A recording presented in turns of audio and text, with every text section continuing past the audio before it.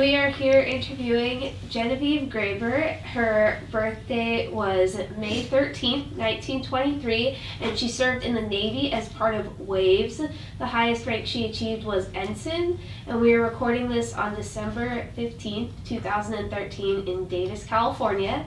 And the interviewers are me, Aviva North, and Sarah Vasquez Rickmüller.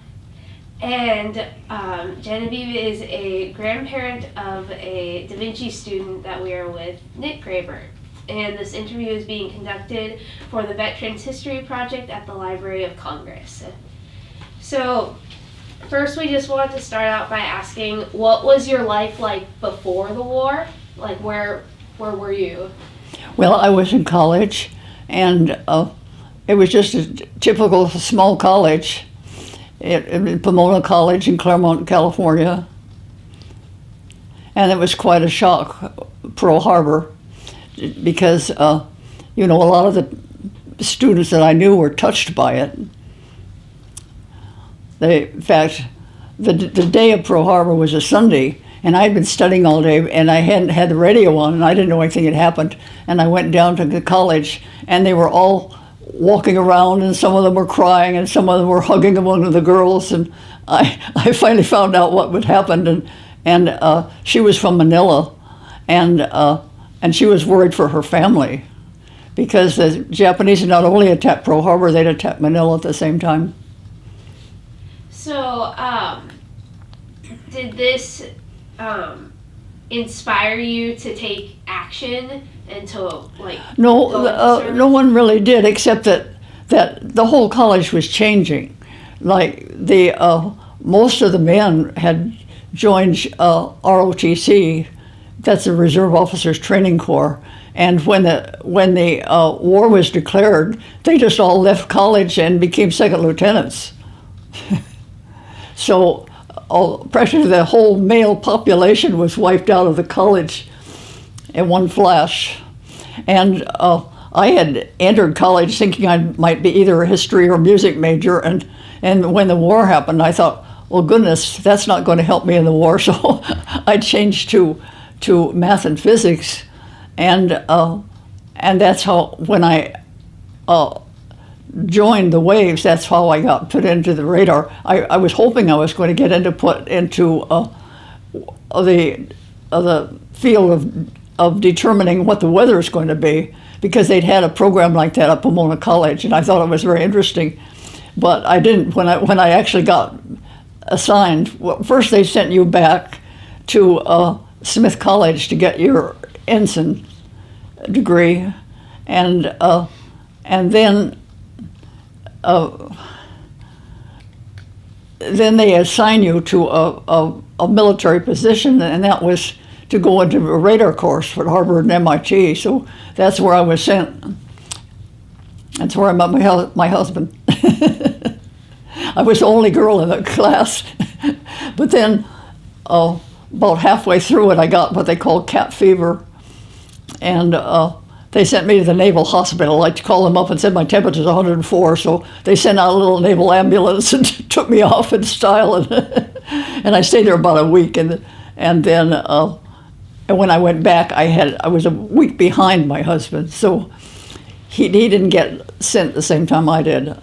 But he was sent down to ground control approach radar in Georgia, and I was sent to Mare Island. And I wasn't there too long before the war ended.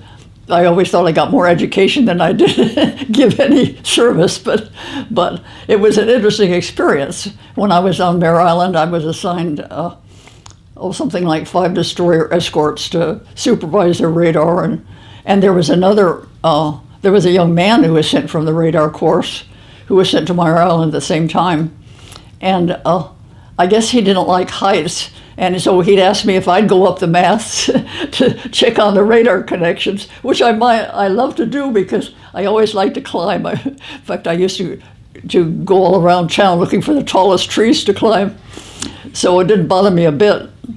But anyway, that wasn't too many months before the atomic bomb was dropped and the war ended. Ms. Grabert, going back to before Pearl Harbor, did you have a sense of what was going on with the war? Did you know about the actions of Germany and Oh yes, we were very much aware that there was a war in Europe, but we thought we were staying out of it. But at Pearl Harbor, we were in it. did you feel that that's the point where most Americans changed their views about this conflict, Pearl Harbor? Changed their views about the war? Mm-hmm. Well, I think most Americans realized that after we were attacked, we had to be in the war. I don't think there was anyone that revolted to that. One of the things that happened is that they immediately issued ration books for everybody, and when I joined the Waves and went back to Massachusetts, why I took my ration book with me because we couldn't have butter, and also private homes were told to save all their grease and their fat and take them to the nearest grocery store, and they'd be weighed there and they got paid for it. But apparently that fat's needed for munitions. I don't know what it's needed for, but that seemed to be one of the important things to do, is save your fat. Were you aware of what was happening in China? You said you were aware of what was happening in Europe. No, I wasn't aware of what was happening in China. So, also going back to radar school, what exactly was Waves again? What was the Waves? Oh, women appointed for voluntary emergency service. They had to stretch it a little bit. And I also know your son was saying that you knew Grace Hopper at your radar school. Could you talk about that a little bit? Explain how you know Grace Hopper. Oh, well, she was at the in the same program of becoming an ensign like I was, except she didn't become a ensign. I think she got to be a JG, a junior grade lieutenant, because she was older, and she was had been a professor of math at Vassar in New York City, and so when she was assigned to the radar Mark I, it wasn't beyond her capability. That was what she was good at doing. And now I've forgotten the question. How do you know her? I knew her from midshipman school, and she wanted somebody to room with, because you see, when we were at Harvard, why all the rooms were in the Harvard dormitories with the men, and so we had to have a room outside that in somebody's home, which we did, and she just asked me if I'd be her roommate, and I said yes. And how did you meet your husband at radar school? Well, actually, when we were first assigned seats for the first radar course, he was seated right beside me, so.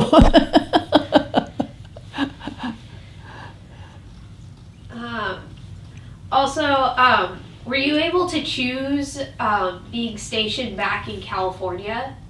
No, we didn't have anything to do with where we're assigned. So you just happened to come back to California? Right.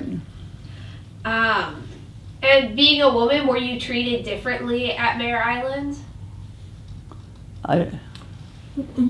Were you treated differently as a woman when you went to be stationed at Mare Island? I wasn't aware of it. If they were treated me any differently, I wasn't aware of it. And did you make any close friendships during that time?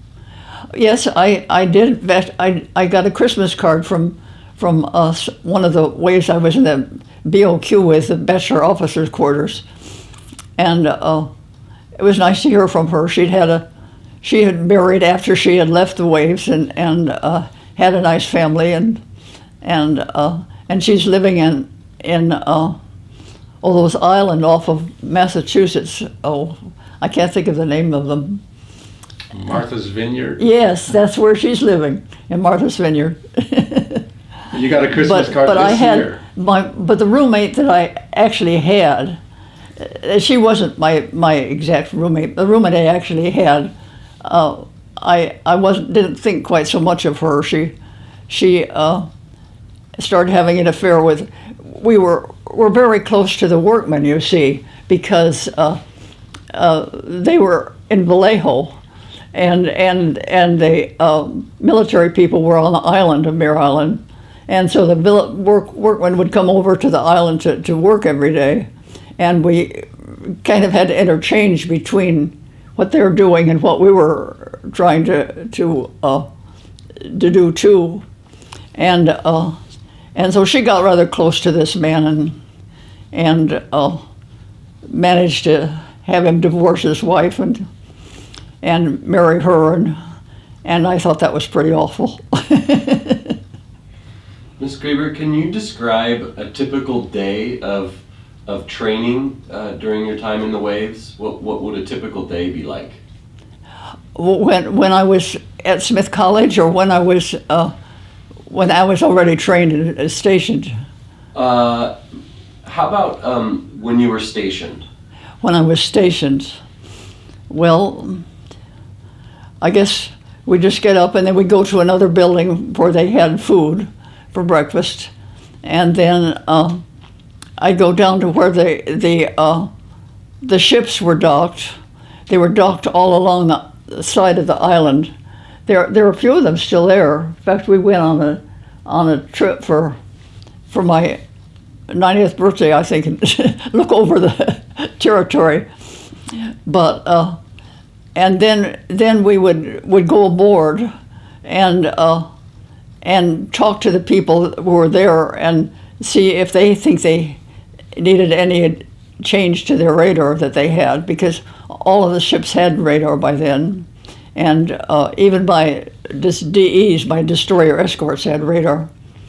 And then we would carry that information to the workers in the buildings who would come over from Vallejo.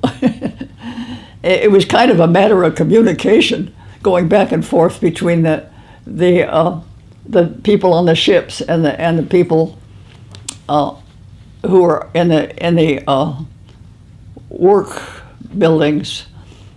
But they had quite an assortment of ships. They don't have that many ships there now, but they had one ship that had been hit by a kamikaze Japanese pilot, and it had dived right in the middle, and it had wiped out the boardroom, and I guess it killed any officers that were in there. But anyway, they were going to attempt to repair it. I guess it had done a pretty good job of getting back to port. Was that ship struck at Pearl Harbor, or was it at a different? Oh no, this was toward the end of the war. Okay, I see. That's right. Could you sing us the song?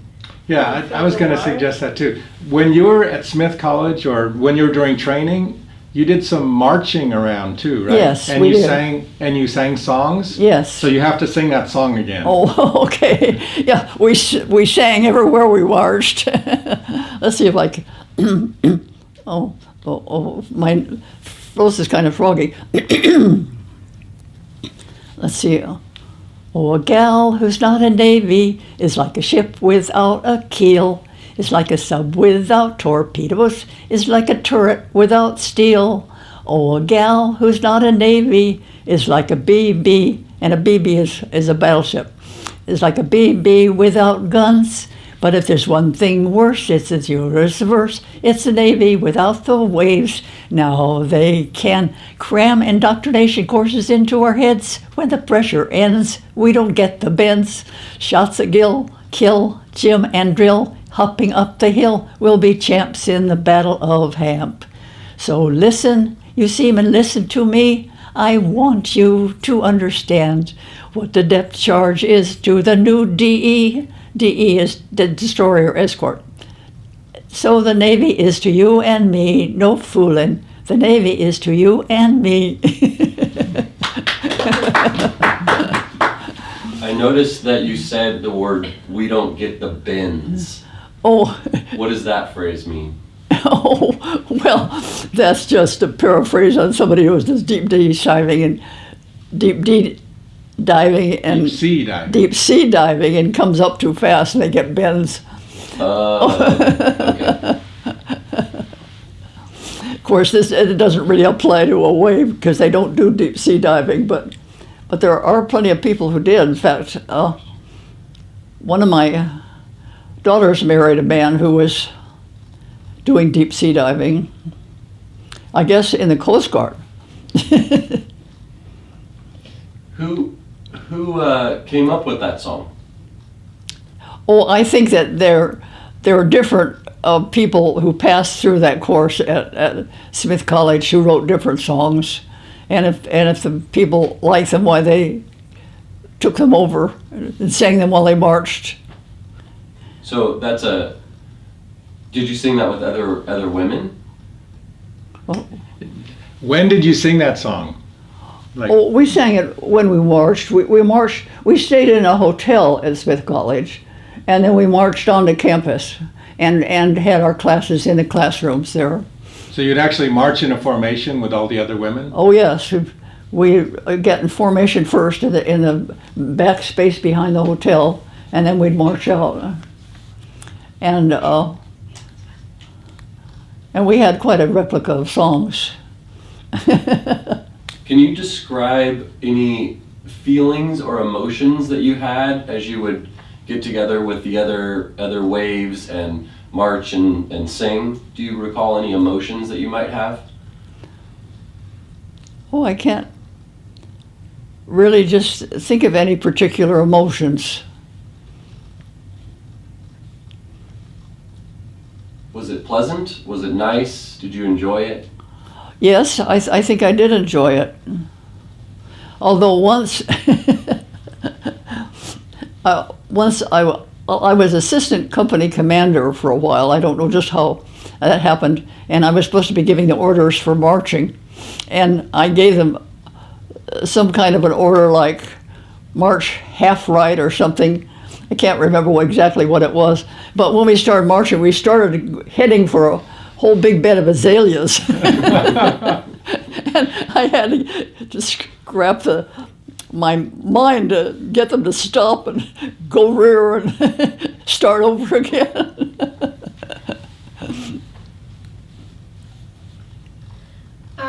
So how did your feelings of the war change, like, because of your service or throughout your service? Did your opinion of the war and, like, what the U.S. was doing change? Your opinion about the war, did it change during your service? No, I don't think so. I think that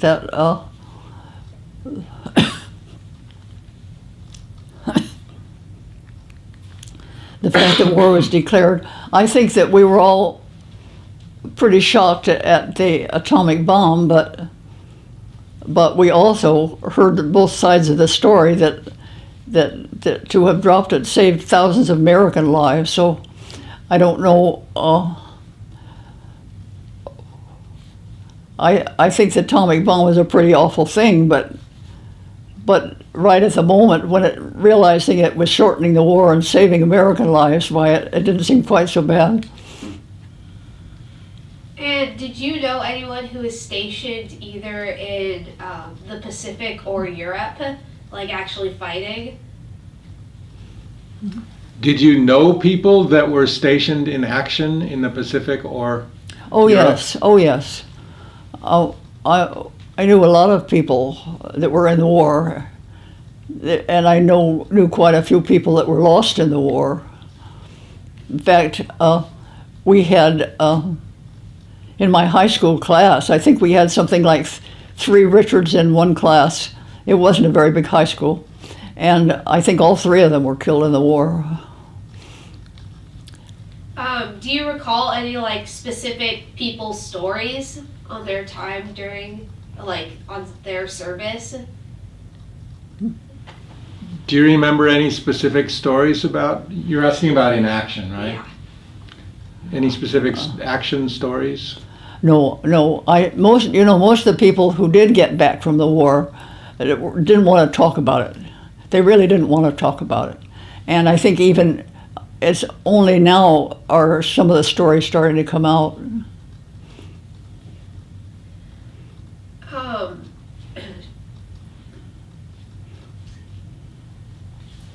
Do you recall VE Day or VJ Day, the times that the war ended? And maybe you could tell us a little bit about that. Well, I definitely recall the day that we invaded Europe, because that was when I was going to the midshipman school, and they marched the whole group of us down to the church, and we went up in the church and we sang the Navy hymn, which is a beautiful song, and I wish I had a copy of it, because I don't. But well, it's about something about Eternal Father, strong to save, whose arm doth calm the restless wave. But anyway, it has many verses, and yes, I was quite impressed with D-Day. And what was the other one? How about VE Day? Victory in Europe Day? Do you remember where you were? I don't remember that day. But I know that a lot of the people that I knew went on to fight in the Pacific. Do you think you were already in Mare Island on VE Day?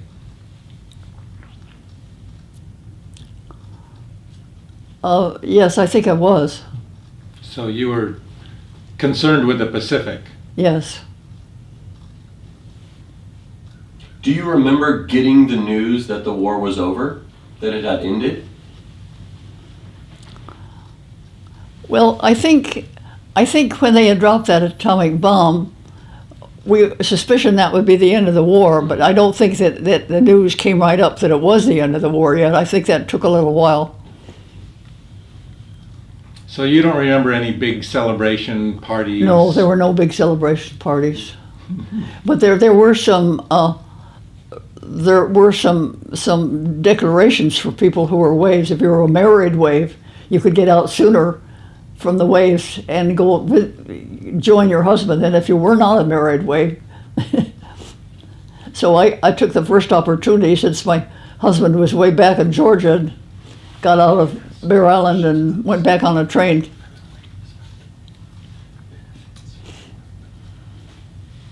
So did you stay in touch with any other members of the Waves after the war ended?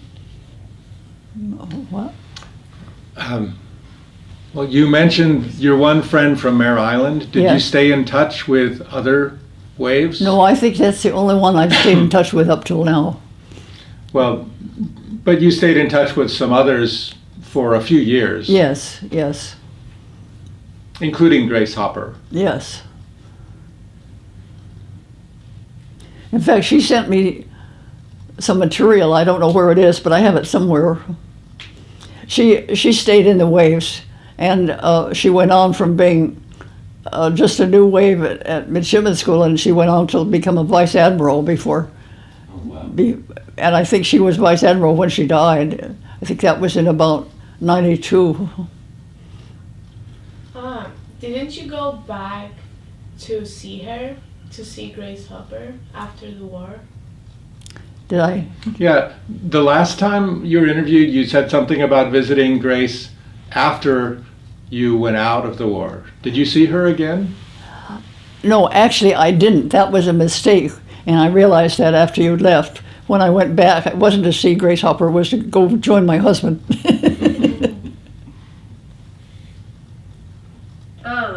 So also, did you receive any benefits or rewards or recognition for your service after? Yes, I think that anybody who had certain time at war had credits to put toward education. You could go back and apply those credits at any kind of a legitimate college. And I think I did go back and take some courses. Probably back at Pomona College.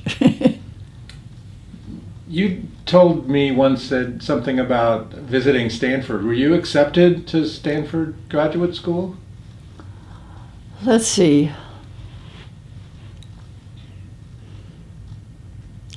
I think I was. But I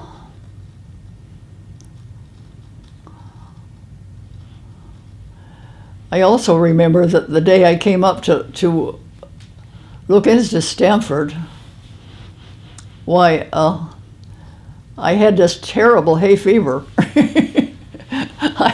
like I had a really bad fresh cold, and I was sneezing all day long, and it wasn't until I left Stanford that it went away, and I realized it was just hay fever, and I thought, goodness, I don't want to spend very long in that environment.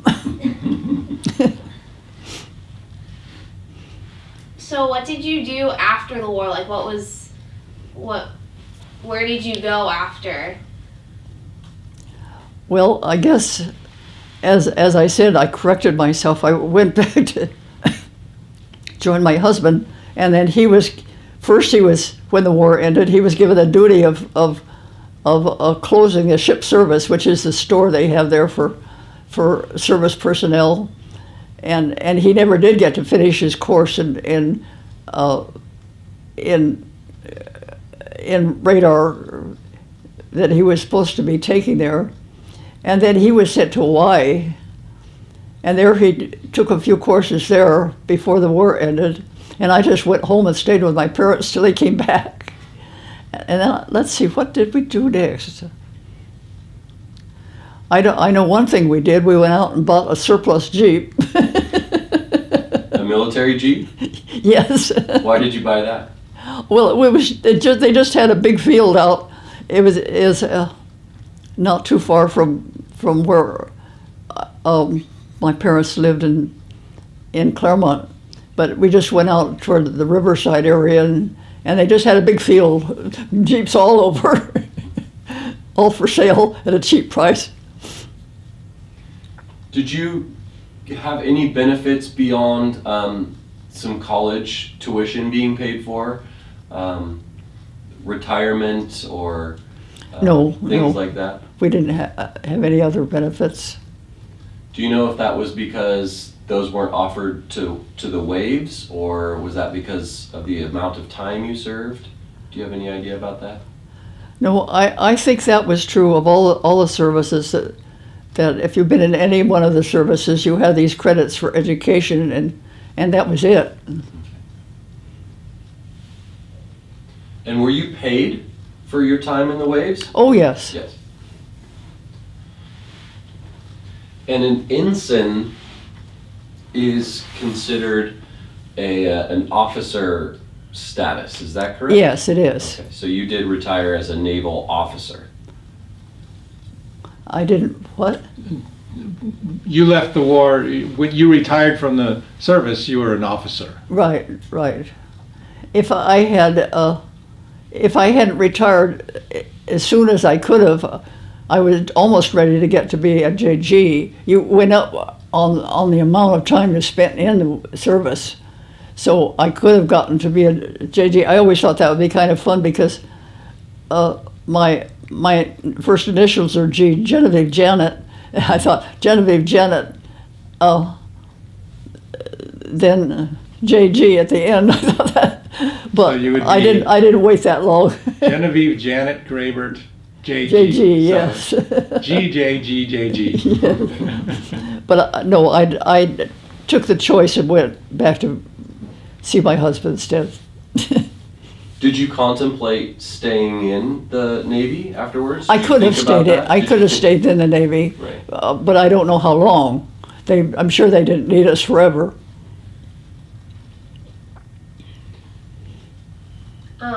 If you didn't have to like reconnect with your husband, would you have wanted to stay in the Navy for longer? Like, did you enjoy it enough that you would want to stay more after the war? Well, I think if I had known my husband was going to Hawaii for a few months, I would have stayed in longer. But I didn't know that. I thought he was going to get out almost as soon as I was. But if for example, you weren't married at all, would you have enjoyed staying in the Navy? I probably would have stayed it longer. Mhm. After the war, didn't you teach? Like, were you working as a teacher? Can you explain your career as a teacher? Oh, let me see, my career as a teacher. Well, I went for one graduate year to Pomona College to get my teaching credential. That's one thing I did do that I remember. And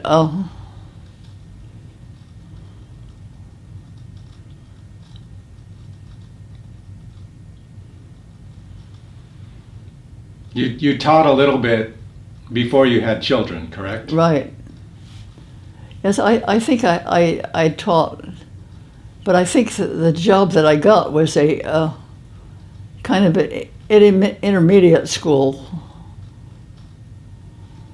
That's more dangerous than being in the military. Yes. Well, after your children were a little bit older, then you went back to teaching, correct? Yes, when my youngest child got to be up about in intermediate school, well, then I was back into teaching. But when I was bringing up the four of you, whether you were little, I didn't teach. So maybe you can explain what you were teaching. Oh, I was math. I was teaching math. In what grades? Pardon me? What grades? Oh, well, I was teaching it in 8th and 9th, I think. I think I was teaching 8th at ordinary level and 9th at advanced level. I know I was teaching geometry. And you taught some 7th graders too. I may have, but I don't remember very well. She taught at Fleming Junior High School in Los Angeles City School District. You remember better than I do. Ms. Grabert, do you think that you got any skills or developed any characteristics about you as a person from your time in the military? Do you think it changed you in any certain ways? No, I don't think it did. No? You're the same person either way?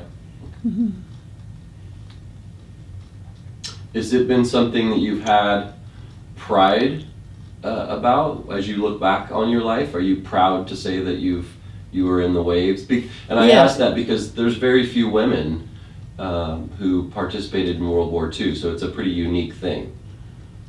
Yes, I was proud of having been in the waves. Good. Even if I didn't actually perform too much service. Well, it's significant just having a woman Yes. participate. I mean, it's kind of opens the door for other women in the future to be able to participate. So I think it's pretty significant.